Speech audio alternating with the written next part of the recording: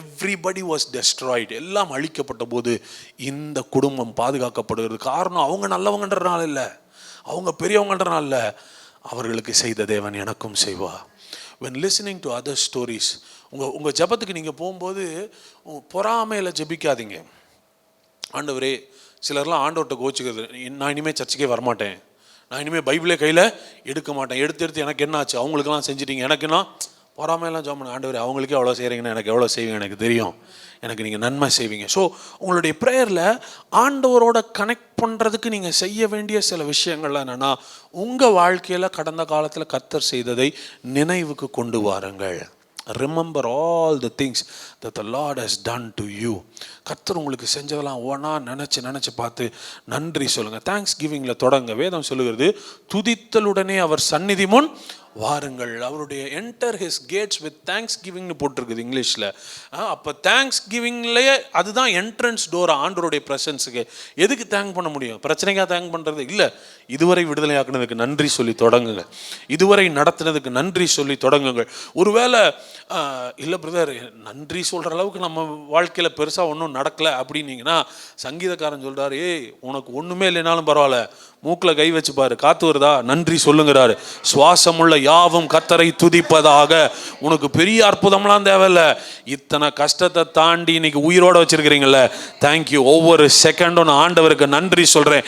கஷ்டம் இருக்குது, பிரச்சனை இருக்குது, போராட்டம் இருக்குது, வலி இருக்குது, அவமானம் இருக்குது, ஆனால் அதுக்கு மத்தியில் நான் சாகாம உயிரோட இருக்கிறேன்ல, அதுக்காக நான் ஆண்டவருக்கு நன்றி சொல்கிறேன்னு சொல்லும் போதே கர்த்தர் சூழ்நிலைகளை மாற்றுகிறார்.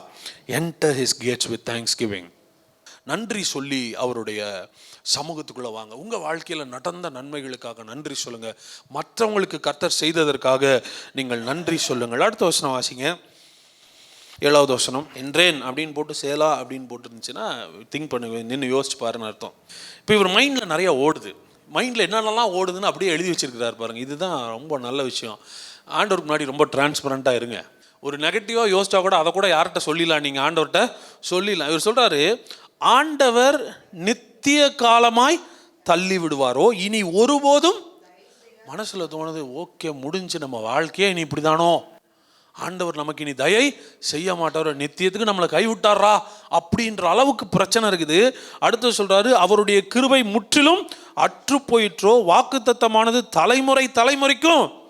வாக்குத்தத்தம் இருந்துச்சு, ஆனால் வாக்குத்தத்தத்துக்கும் நடக்கிறதுக்கும் சம்பந்தமே இல்லை. தலைமுறைக்கே வாக்குத்தத்தம் ஒளிஞ்சிருச்சு போல். இதெல்லாம் மைண்டில் ஓடுற ஒரு வாய்ஸ், ஒரு சத்தம். ஒளிந்து போயிற்றோ, தேவன் இரக்கம் செய்ய மறந்தாரோ, கோபத்தினால் தமது உருக்கமான இரக்கங்களை அடைத்து கொண்டாரோ என்றேன். என் மனசுக்குள்ள இப்படியெல்லாம் சொல்லிட்டு இருக்கும்போது டக்குன்னு ஒரு ஷிஃப்ட் வருது அடுத்த வசனத்துல.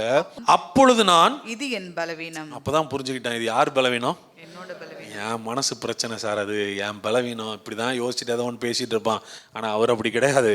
அவர் நித்தியமாய் காப்பாற்றுகிறவர், வாக்கு தத்தத்தில் உண்மை உள்ளவர், உடன்படிக்கை காக்கிறவர். Most of the time this is our weakness. இது என்னுடைய பலவீனம். புலம்பல் என்னுடைய பலவீனம், வேதனை என்னுடைய பலவீனம், கவலை என்னுடைய பலவீனம், கண்ணீர் என்னுடைய பலவீனம். நிறைய நேரத்தில் நம்ம பலவீனத்தை கர்த்தர்னு நினச்சிக்கிறோம். இல்லை இல்லை இல்லை இல்லை, நீங்கள் அப்படி நினைக்கிறீங்க, கர்த்தர் அப்படி கிடையாது. நீங்கள் நினைக்கிற மாதிரிலாம் கிடையாது. நீங்கள் நினைக்கிறதோட அவர் ரொம்ப ரொம்ப நல்லவர். God is so good, God is so good. பாருங்கள், நிறைய நேரத்தில் நம்மளை ஆண்டவரை பற்றி இருக்கிற வண்ணமாக நம்மளுக்கு சொல்லி கொடுத்தவங்கள விட இல்லாததையும் பொல்லாததையும் சொல்லவங்க தான் நிறைய பேர். அடிச்சிடுவார், குத்திடுவார், உன்னை விட்டுட்டு போயிடுவார், வருவார், ஆனால் உன்னை கூப்பிட்டு போக மாட்டார்.